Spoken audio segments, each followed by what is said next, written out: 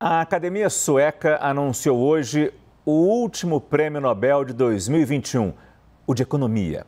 3 pesquisadores que trabalharam em análises diferentes vão dividir o título este ano. Nosso editor internacional Marcelo Favalli está aqui no estúdio para falar desses vencedores e o que eles descobriram, né, Favalli? Boa noite. Boa noite, Márcio. Boa noite a todo mundo que nos acompanha mais uma vez aqui no Prime Time. Foram 2 pesquisas e 3 vencedores. Então, o David Card vai ficar com metade do prêmio e a outra metade, 25%, para Joshua Angrist e Guido Embens. Agora é o seguinte, eles trabalharam em 2 pesquisas diferentes, mas que tinham o mesmo ponto. Eu vou começar de trás para frente com o professor Embens e o Angrist, só porque eles estão mais perto de mim aqui.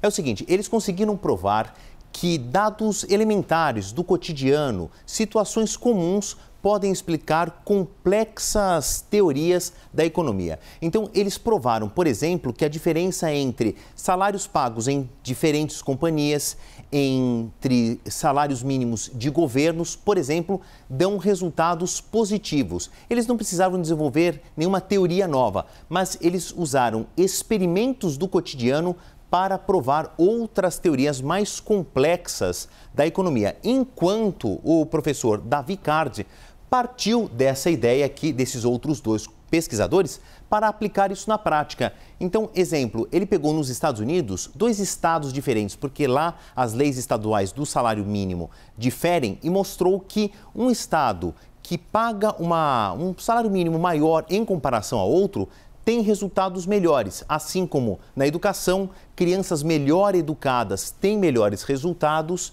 e empresas que remuneram melhor os seus funcionários também chegam a melhores resultados. Ou seja, os 3 separadamente, os 2 juntos e mais David Card, provaram que situações cotidianas podem ser explicadas em complexas teorias da economia, Márcio. Interessante a psicologia do comportamento afetando Exatamente também assim. a economia. Agora, como é que a Academia Sueca justificou essas escolhas? Olha, dizendo, a gente vê aqui no próximo slide, exatamente como essas pesquisas revolucionárias vão ser colocadas em prática e mudar a visão de como a economia moderna observa as soluções do cotidiano. Então, para a Academia do Nobel, foram contribuições com novas ideias sobre o mercado de trabalho. Isso é muito importante. Essas teorias desenvolvidas pelos 2 trabalhos focavam o mercado de trabalho e seus resultados. E as conclusões podem ser tiradas de experiências naturais. Eles não precisaram inventar nada novo, só conseguiram entender o que já existe e provar nessa teoria. Agora, quem explica muito melhor do que eu isso é o economista e professor da USP, Hélio Zermaijan, que deu uma breve entrevista para a gente mais cedo e conseguiu colocar linearmente tudo isso que eu falei. Vamos ouvi-lo. O trabalho deles é muito usado por todos os economistas e ele vai voltar a ser útil, vai continuar sendo útil, especialmente no pós-pandemia. Nós vamos provavelmente encontrar uma segunda onda de aplicação de tudo isso que foi acumulado.